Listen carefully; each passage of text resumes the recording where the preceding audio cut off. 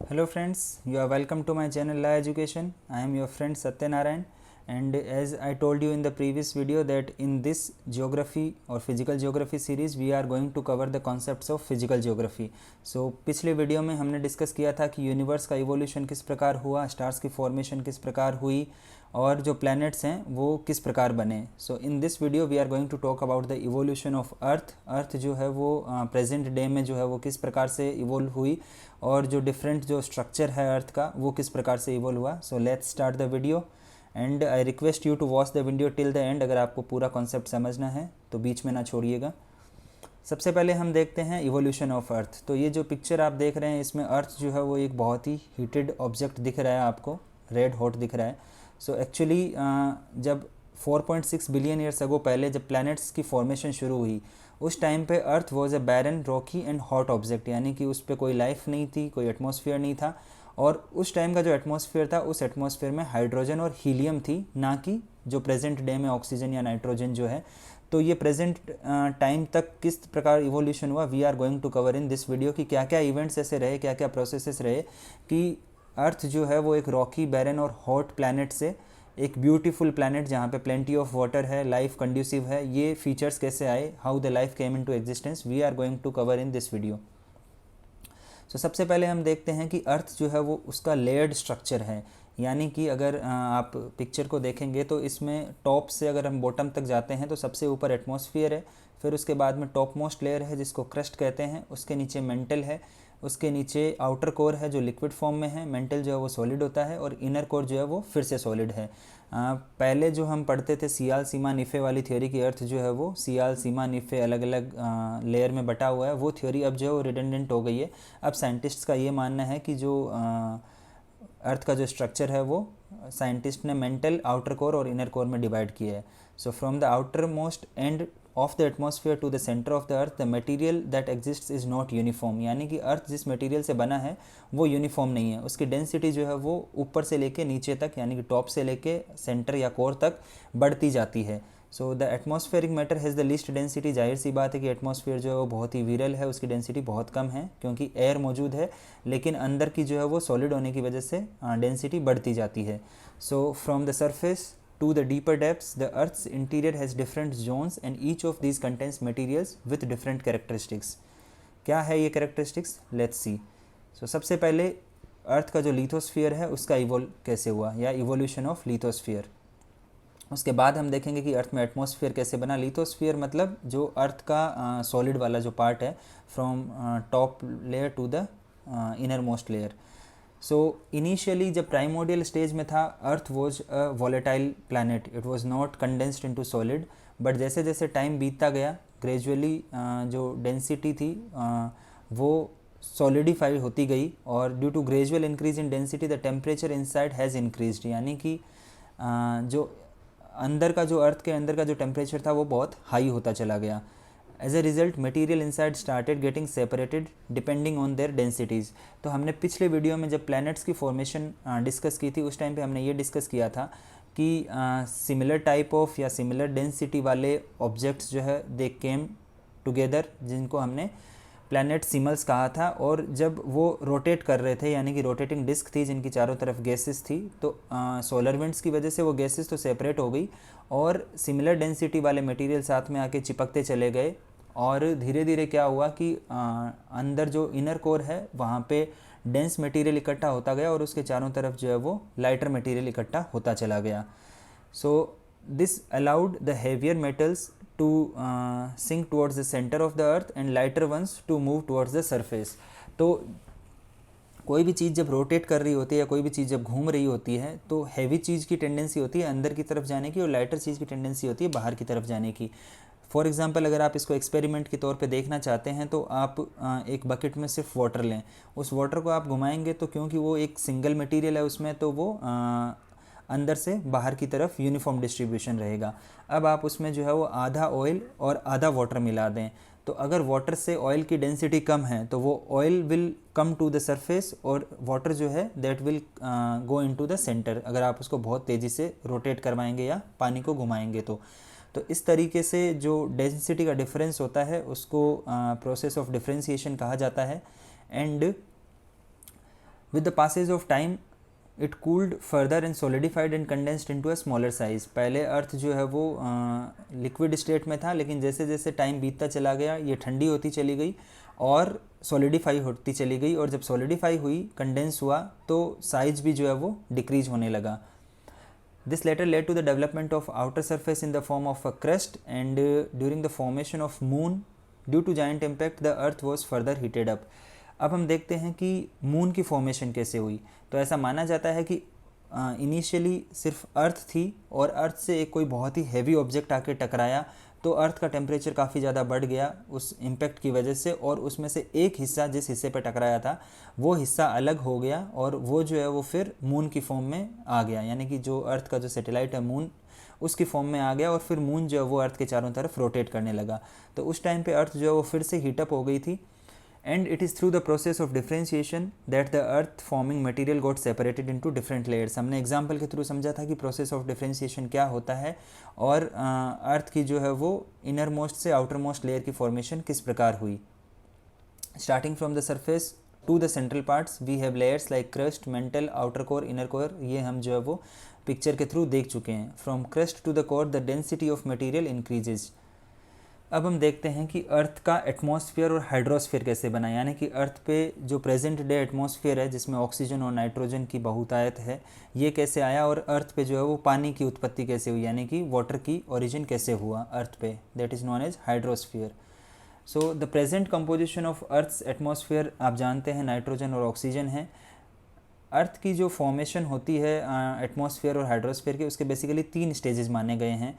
सो सबसे पहला स्टेज जो है उस टाइम जो अर्थ का जो प्रेजेंट या प्राइमोर्डियल जो एटमॉस्फेयर था जिसमें हमने डिस्कस किया था कि हाइड्रोजन और हीलियम था, उससे उसका लॉस हुआ। अर्थ जो थी, अर्थ से हाइड्रोजन और हीलियम रिमूव हुई। वो कैसे हुई? It was because of the solar winds. तो जो सोलर विंड्स जो चल रही थी उन्होंने हाइड्रोजन और हीलियम को स्ट्रिप ऑफ कर दिया, and this happened not only in the case of earth but also the terrestrial planets. हमने पिछले वीडियो में ये भी डिस्कस किया था कि जो सन के जो नेक्स्ट 4 जो प्लैनेट्स हैं, that is mercury, Venus, earth and Mars, ये चारों प्लैनेट्स का जो एटमॉस्फेयर है, जो अर्लीस्ट जो गैसेस थी वो सोलर विंड्स के द्वारा हटा दी गई थी, क्योंकि सोलर विंड्स यहाँ स्ट्रॉन्ग थी सन के नज़दीक में। तो अर्लीस्ट जो स्टेज है, सबसे पहला स्टेज एटमॉस्फेयर के इवोल्यूशन में, वो यही है कि हाइड्रोजन और हीलियम हटा दिया गया अर्थ से। अब हम देखते हैं अगला stage. In the second stage the hot interior of the earth contributed to the evolution of atmosphere. अब हम देखेंगे कि इंटीरियर ऑफ अर्थ था, उसने एटमॉस्फेयर में कैसे हेल्प किया इवोल्यूशन होने में। तो जब अर्थ धीरे धीरे कूल ऑफ हो रही थी, यानी कि 4.6 बिलियन ईयर्स अगो जब पहले अर्थ बनी थी, उसके बाद में धीरे धीरे जब कूल होना शुरू हुई, तो जो गैस और जो वाटर वेपर्स थी वो धीरे धीरे रिलीज होना शुरू हुई सॉलिड अर्थ के इंटीरियर से। This started the evolution of the present atmosphere. तो जो आज का जो एटमॉस्फेयर है, इसकी ओरिजिन जो है वो अर्थ के अंदर की जो गैसेज और जो वाटर वेपर जो निकल रही थी उससे देखा जाता है। तो कौन कौन सी वो गैसेज थी? वाटर वेपर थी, नाइट्रोजन थी, कार्बन डाइऑक्साइड थी, मीथेन थी, अमोनिया थी, and very little of free oxygen, यानी कि फ्री ऑक्सीजन बहुत ही कम था उस टाइम पे जो अर्थ के अंदर से निकल रहा था। The process through which the gases were output from the interior is called D guessing. तो डी गैसिंग अगर पूछा जाता है क्या है, तो जो अर्थ का जो है हॉट एटमॉस्फेयर, नॉट एटमॉस्फेयर, अर्थ का जो हॉट इंटीरियर है उसके अंदर से जो गैसेज बाहर की तरफ निकली, that process is known as degassing. ये यूपीएससी कई बार पूछ चुकी है, फिर से पूछा जा सकता है। नाउ वी विल सी आगे फर्दर डेवलपमेंट कैसे हुआ। So continuous volcanic eruptions contributed water vapour and gases to the atmosphere. तो हम जानते हैं कि वॉल्केनिक इरप्शंस होते रहते हैं, अर्थ के अंदर का लावा जो है वो बाहर आता रहता है, और वो धीरे धीरे उस लावा के साथ जो है वाटर वेपर और गैसेस जब बाहर निकलती गई तो धीरे धीरे एटमॉस्फेयर में इनकी प्रेजेंस बढ़ती गई। And as the earth cooled further the water vapour release started getting condensed. तो जब जैसे जैसे अर्थ कूल होने लग गई तो वो जो वाटर वेपर हैं वो कंडेंस होकर वाटर की फॉर्म में आने लग गए। एंड जो कार्बन डाइऑक्साइड जो थी इन द एटमॉस्फेयर, क्योंकि उस टाइम तो कार्बन डाइऑक्साइड निकल रही थी, ऑक्सीजन तो थी नहीं, वो वाटर के साथ मिक्स होके, रेन वाटर के साथ मिक्स होके और ओशंस की फॉर्म में आने लग गई। और धीरे धीरे जो है वो टेम्परेचर और ज़्यादा ठंडा हो गया, टेम्परेचर और ज़्यादा कम हो गया और कंडेंसेशन और ज़्यादा बढ़ गया। इसी तरीके से जो रेन वाटर की फॉर्म में वाटर की मात्रा बढ़ती चली गई। And the rain water falling on to the surface got collected in to the depressions to give rise to the oceans. तो जहाँ जहाँ अर्थ के लिथोस्फीयर में डिप्रेशंस थे वहाँ वहाँ ये पानी इकट्ठा होता चला गया और ओशियंस की शक्ल ले ली इसने।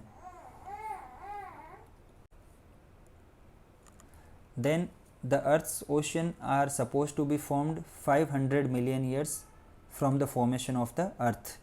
सो 4.6 बिलियन ईयर्स अगो पहले जो है वो अर्थ शुरू हुई और उसके अर्थ बनने के लगभग 500 मिलियन ईयर्स तक जो है वो अर्थ के ओशंस बन गए। अब आते हैं थर्ड स्टेज पे। थर्ड स्टेज की आपका अर्थ जो है वो कूल होना शुरू हो गया। सारे जो अंदर से आउटर लेयर तक के जो हैं वो डिफरेंट डेंसिटी के हिसाब से अर्थ ठंडी भी हो गई। अर्थ पे जो है वो पानी की भी फॉर्मेशन हो गई, यानी कि ओशंस भी बन गए। अब ओशन के बाद में जो है वो एटमॉस्फेयर कैसे बना, यानी कि प्रेजेंट टाइम में जो नाइट्रोजन और ऑक्सीजन जो है बेसिकली अर्थ के एटमॉस्फेयर में ऑक्सीजन कैसे आई, तो इसका कारण है photosynthesis. So the composition of the atmosphere was modified by the living world through the process of photosynthesis. So life कैसे अर्थ पे आई और फोटोसिंथेसिस कैसे हुआ। लाइफ जो है वो अर्थ पे मानी जाती है 3.8 बिलियन ईयर्स अगो पहले की। 3.8 बिलियन ईयर्स अगो पहले लाइफ जो है वो इवॉल्व होना शुरू हुई। And around 2.5 to 3 billion years before the present the process of photosynthesis got evolved. So life was confined to the oceans for a long time. Oceans began to have the contribution of oxygen through the process of photosynthesis. This we have already discussed. And eventually oceans were saturated with oxygen, and around 200 million years before oxygen began to flood the atmosphere. तो earliest time में जो है वो origin of life कैसे हुआ, अब हम इसको डिटेल में देखते हैं। और उस फोटोसिंथेसिस की प्रोसेस की वजह से अर्थ में जो है वो आपका कार्बन डाइऑक्साइड से ऑक्सीजन फॉर्मेशन होना शुरू हुआ। So initially the atmosphere of earth was not conducive for the development of life. जब अर्थ पे ऑक्सीजन ही नहीं होगी तो लाइफ कैसे होगी, पानी तो आ गया लेकिन कार्बन डाइऑक्साइड है।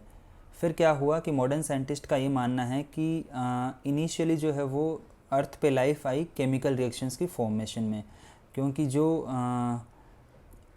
उस टाइम पे जो अर्थ पे मटेरियल मौजूद थे उनकी आपस में केमिकल रिएक्शन होने लगी। And it gave rise to the complex organic molecules. और ये जो ऑर्गेनिक मॉलिक्यूल्स जो थे वो इकट्ठा होने शुरू हो गए। And because of this assemblage it was in such a manner that they could duplicate themselves, यानी कि एक ऑर्गेनिक मैटर बना या ऑर्गेनिक मॉलिक्यूल बना और फिर जो है वो दूसरा ऑर्गेनिक मॉलिक्यूल के साथ मिलके वो धीरे धीरे जो है वो इनएनिमेट मैटर जो था वो they came into the form of living substance, यानी कि ये केमिकल रिएक्शंस की वजह से जो है वो अर्थ पे लाइफ की फॉर्मेशन पॉसिबल हो पाई। और अर्लीस्ट जो लिविंग सब्सटेंस थे वो बहुत ही स्मॉल साइज़ में थे। एंड जो प्रेजेंट डे जो ब्लू एल्गी जो होती है, यानी कि एल्गी की फॉर्मेशन अगर हम देखते हैं तो इसका हमें लगभग 3 बिलियन ईयर्स अगो इसके हमें जियोलॉजिकल फॉर्मेशंस मिल जाते हैं, या साइंटिस्ट को जो है वो इसके एविडेंस मिले हैं कि जो ब्लू एल्गी जो है वो लगभग 3 बिलियन ईयर्स पुरानी है। यानी कि हम सेफली कह सकते हैं कि अर्थ पे जो लाइफ है वो अराउंड 3 बिलियन ईयर्स अगो पुरानी है।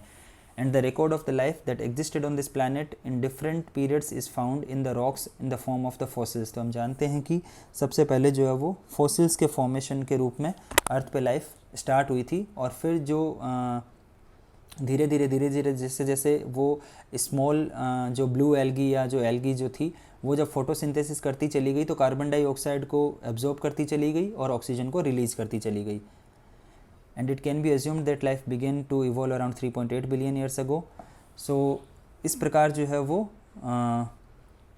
अर्थ पे लाइफ की पॉसिबिलिटी हुई। और जब अर्थ पे जो स्टार्टिंग के फॉर्म में जो ब्लू एल्गी या whatever different forms of organisms थे उन्होंने जैसे जैसे फोटोसिंथेसिस करना शुरू किया तो उस फोटोसिंथेसिस की वजह से जो है वो एटमॉस्फेयर में कार्बन डाइऑक्साइड की मात्रा कम होती चली गई और ऑक्सीजन की मात्रा बढ़ती चली गई।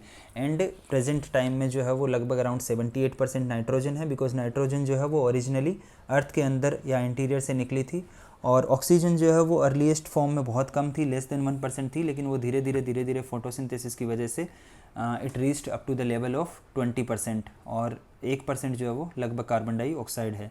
So thank you so much guys for watching the video till the end, and I hope that the concept of evolution of earth is clear to you. अगर आपको कोई भी डाउट हो किसी प्रकार का तो you can write in the comment section. I'll try to clarify that doubt, and I request you to share the video with others as well. And अगर आपने अभी तक चैनल सब्सक्राइब नहीं किया है तो please subscribe to the channel. Thank you so much. Have a nice day.